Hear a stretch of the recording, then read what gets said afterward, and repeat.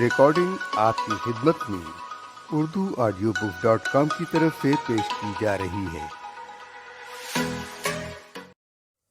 urduaudiobooks.com پر آپ سن رہے ہیں عبد المجید سالک کی کتاب یاران کہن۔ خواجہ حسن نظامی۔ خواجہ حسن نظامی کی شخصیت اپنی گوناگوں خصوصیات کی وجہ سے پورے بر صغیر میں مثال نہ رکھتی تھی۔ وہ حضرت نظام الدین اولیاء رحمۃ اللہ علیہ کے خاندان سے متعلق تھے۔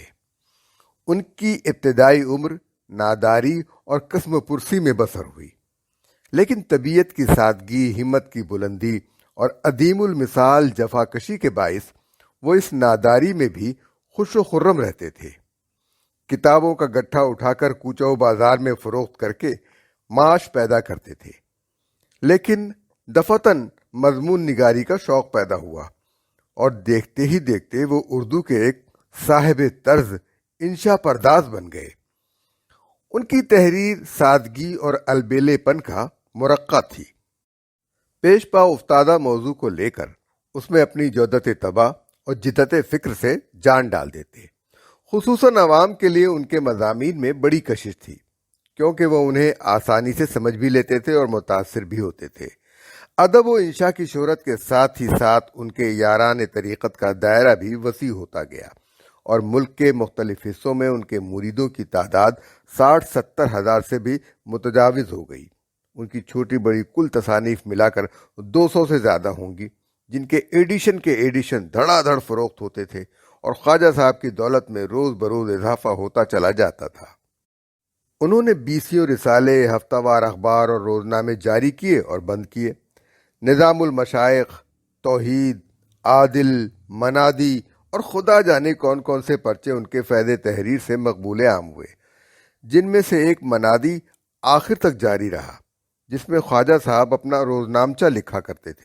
اس روزنامچے کے مطالعے سے معلوم ہوتا ہے کہ فقراء و مساکین سے لے کر امراء و سلاطین اور حکام اعلیٰ تک، ہندوستانیوں سے لے کر یورپینوں تک، ہندو مسلمان، یہودی عیسائی، سکھ پارسی، غرض ہر مذہب و ملت کے لوگوں سے خواجہ صاحب کے مخلصانہ تعلقات تھے۔ غدر دہلی کے افسانے۔ خواجہ صاحب کی کتابیں تو بے شمار ہیں، لیکن سب سے زیادہ دلاویز اور مؤثر اور پردرد غدر دہلی کے افسانے ہیں، جو خواجہ صاحب نے دہلی کے بڑے بوڑھوں اور بڑی بوڑھیوں سے باتیں کرنے کے بعد اپنے مخصوص اور دلکش انداز میں لکھے ہیں۔ ان کے پڑھنے سے وہ تمام مصائب نظروں کے سامنے آ جاتے ہیں جو 1857 کے ہنگامے میں اور اس کے بعد مغلوں کے آخری بادشاہ، اس کے اعزاء، متوسلین اور عام مسلم معاشرے کو پیش آئے۔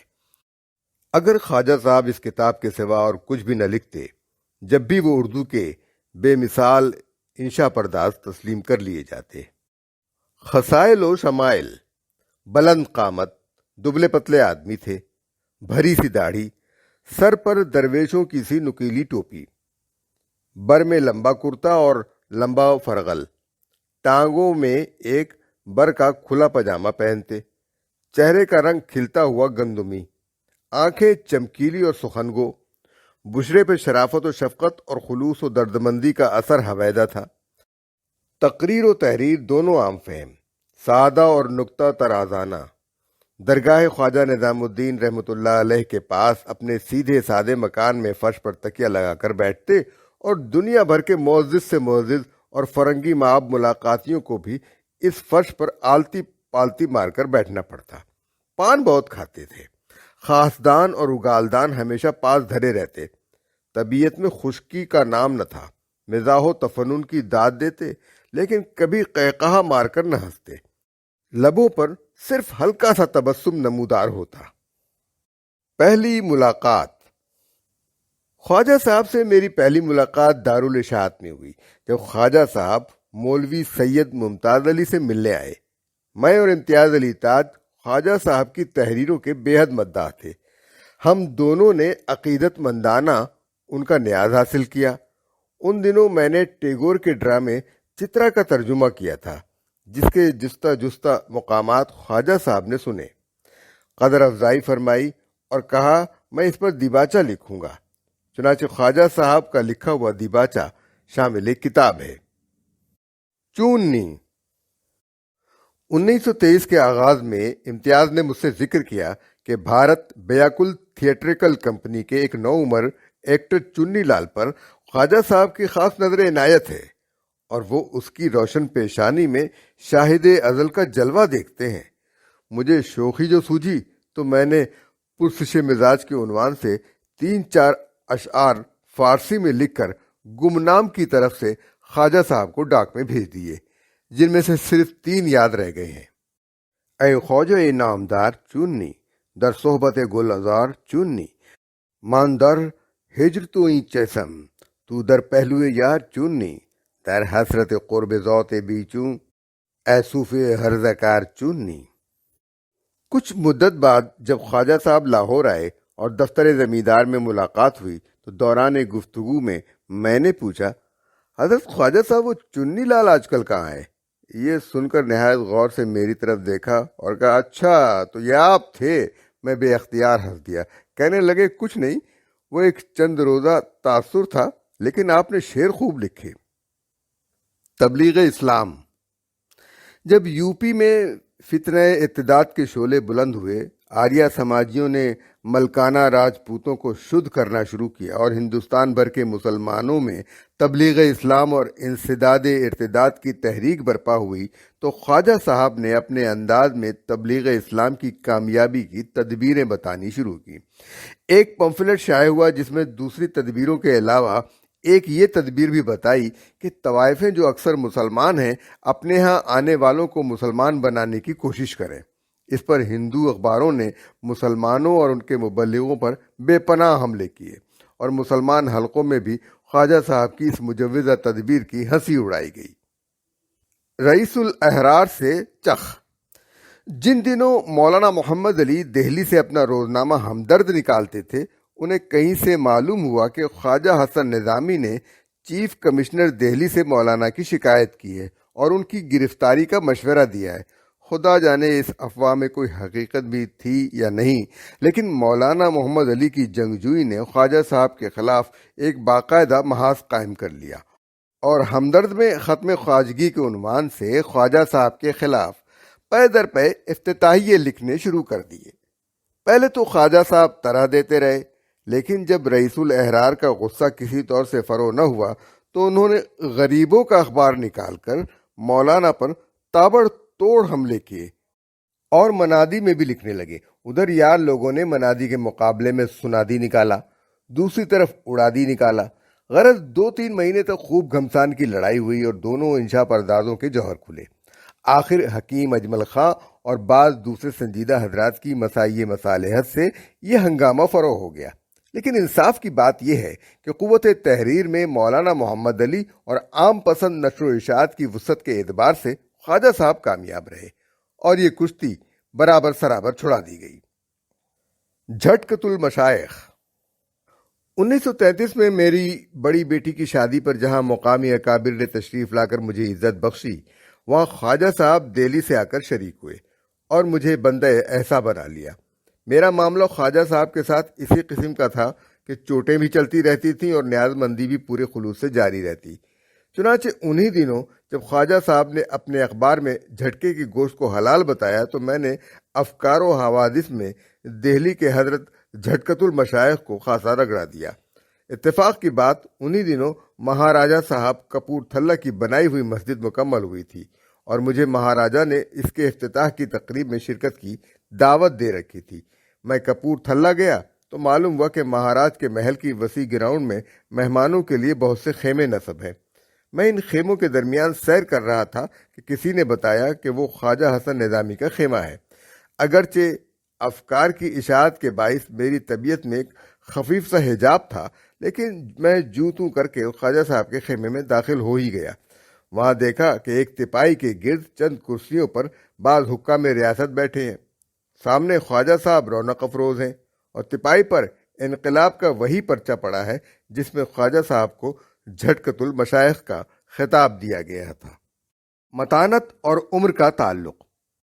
خواجہ صاحب مجھے دیکھتے ہی اٹھ کھڑے ہوئے، بہت تپاک سے گلے ملے۔ مزاج پرسی کے بعد ابتدائی باتیں ختم ہوئی تو خواجہ صاحب نے مجھ سے سوال کیا، سالک صاحب، آپ بڑے نکتہ رس آدمی ہیں، بھلا یہ تو بتائیے انسان میں متانت کس عمر میں آ جاتی ہے؟ میں سمجھ گیا کہ یہ مجھ پر چوٹ ہے کہ تمہاری عمر 37 برس کی ہونے کو آئی لیکن اب تک غیر متین ہو۔ میں نے نہایت سوکھا سا منہ بنا کر جواب دیا، حضرت بات یہ ہے کہ متانت اور عمر کا تعلق کچھ اعتباری سا ہے۔ بعض لوگ پیدائشی متین ہوتے ہیں، لیکن بعض صوفیاء کرام تک کو دیکھا ہے کہ 50 برس کے ہو گئے لیکن رہے وہی مسخرے کے مسخرے۔ محفل کی خاموشی ٹوٹ گئی، ایک عام قہقہہ بلند ہوا جس میں خواجہ صاحب نے بھی سر ہلا کر اور مسکرا کر حصہ لیا اور نکتہ رسی کی داد دی۔ ایمان خانہ اور مقامات۔ ایک دفعہ کا ذکر ہے، میں ریڈیو پر تقریر کرنے کے لیے دہلی گیا ہوا تھا۔ جب خواجہ صاحب کی زیارت کے لیے نظام الدین حاضر ہوا تو بڑے تپاک سے ملے۔ اس وقت کرنل مقبول حسین قریشی بھاولپور والے بھی موجود تھے۔ تھوڑی دیر بعد خواجہ صاحب مجھے ساتھ لے کر درگاہ کھانے کے لیے چلے۔ خواجہ صاحب کے گھر سے ایک زینے پر چڑھ کر دوسری طرف اترے تو یہ ایک معمولی سا کمرہ تھا۔ خواجہ صاحب نے فرمایا، یہ ایمان خانہ ہے۔ میں نے کہا، اسی پر کیا موقوف ہے؟ اس نواح کے تو سبھی مکان ایمان خانے ہیں، ہم جہاں سے اٹھ کر آئے ہیں کیا وہ بے ایمان خانہ تھا؟ ہنس دیے اور کہنے لگے، آپ افکار لکھتے ہی نہیں بولتے بھی ہیں۔ اس کے بعد ایک کمرے میں چند طاق دکھائے جن میں سے کسی پر مقام آدم علیہ السلام، کسی پر مقام موسیٰ علیہ السلام، کسی پر مقام ابراہیم علیہ السلام لکھا تھا۔ ایک مقام خالی تھا۔ میں نے پوچھا، یہ کیا ہے؟ کہنے لگے، یہ میں نے اپنے لیے مخصوص کر رکھا ہے۔ میں نے کہا، تو اس پر لکھ دیجئے مقام مخصوص۔ یہ سن کر بہت شگفتہ ہوئے اور کہنے لگے، اب آپ درگاہ خواجہ میں داخل ہو رہے ہیں، اس لیے تفنن برطرف۔ چنانچہ میں نے فاتحہ پڑھی اور رخصت ہوا۔ حسرت خواجہ صاحب کی خدمت میں۔ اس کے بعد جب ایک دفعہ میں دہلی گیا تو ان دنوں چراغ حسن حسرت ریڈیو دہلی میں ملازم تھے۔ وہ کہنے لگے، سالک صاحب، میں کبھی خواجہ حسن نظامی سے نہیں ملا، اگر آپ ان کی طرف جائیں تو مجھے بھی ساتھ لے چلیے گا۔ میں نے دوسرے ہی دن صبح احمد شاہ بخاری کی موٹر کار میں حسرت کو بٹھا کر نظام الدین کا رخ کیا۔ وہاں پہنچے، میں نے حسرت کا تعارف کرایا۔ حسرت خواجہ صاحب کی خدمت میں مؤدبانہ بیٹھے اور پہلی ملاقات کی وجہ سے تکلف فرما رہے تھے۔ ایک صوفی صافی اور پیر طریقت کی محفل، آس پاس عقیدت مند سر جھکائے ہوئے۔ حسرت صاحب مسلسل سگریٹ پینے والے، بار بار اپنا ہاتھ جیب کی طرف لے جاتے اور کچھ سوچ کر رہ جاتے۔ میں نے دیکھا کہ حسرت سگریٹ نہ پینے کی وجہ سے بہت مضطرب ہیں۔ اس زمانے میں خواجہ صاحب نے کسی بیماری کی وجہ سے اپنے لمبے لمبے گیسو ترشوا دیے تھے۔ میں نے حسرت سے کہا، حسرت صاحب، آپ شوق سے سگریٹ پیجئے، اب تو خواجہ صاحب کیس کٹوا چکے ہیں۔ خواجہ صاحب نے داد دی اور حسرت نے شگفتہ ہو کر اپنا سگریٹ کیس جیب سے نکال لیا اور کش پر کش لگانے لگے۔ آخری ملاقات۔ 1953 میں ایک مشاعرے کے سلسلے میں دہلی گیا۔ ارادہ تھا کہ خواجہ صاحب کی خدمت میں حاضری دوں۔ خواجہ صاحب بیمار تھے، اس لیے عیادت بھی ضروری تھی۔ لیکن ابھی میں ارادہ ہی کر رہا تھا کہ اخبار نویسوں کی ایک پارٹی میں جانے کا اتفاق ہوا، جہاں خواجہ صاحب کو رونق افروز پا کر مجھے تعجب ہوا۔ میں بغل گیر ہوا اور عرض کی، حضرت، آپ تو بالکل فریش بستر علالت تھے، آپ نے کیوں تکلیف فرمائی؟ کہنے لگے، میں نے سنا تھا سالک صاحب آئے ہیں۔ میں نے کہا، یا قسمت یا نصیب، پھر یکجائی کا موقع ملے یا نہ ملے، اس لیے 2-3 دوستوں کا سہارا لے کر موٹر کار سے یہاں تک پہنچا ہوں۔ خواجہ صاحب بے حد لاغر و نحیف ہو رہے تھے۔ میں دیکھ کر آپ دیدہ ہو گیا۔ کہنے لگے، نہیں، اب میں اچھا ہوں، اور اچھا نہ بھی ہوں گا تو آخر ایک دن مولا کے دربار میں حاضر ہونا ہی ہے، اس میں رنج کی کیا بات ہے۔ اس دن خواجہ صاحب نے مجھ سے بہت گھل مل کر باتیں کی اور پرانے واقعات یاد کرتے رہے۔ دل میں کھٹکا تھا کہ یہ آخری ملاقات ہے، چنانچہ یہی ہوا۔ اس کے بعد نہ خواجہ صاحب پاکستان آئے نہ میں دہلی جا سکا۔ ہندوستان میں مسلمان یوں بھی مشتبہ ہیں اور اردو زبان کی حوصلہ افزائی کا تو امکان ہی نہیں۔ پاکستان میں بے حسی عام ہے اور ہندوستانی شہریوں سے بیگانگی برتی جاتی ہے۔ چنانچہ خواجہ حسن نظامی جیسے عالی پایہ اور جلیل القدر ادیب، انشا پرداز، صحافی، شیخ اور عالم کے انتقال پر دونوں ملکوں کے جرائد و عمائد نے جو اظہار افسوس کیا وہ ہرگز اس عظیم شخصیت کے شایان شان نہ تھا۔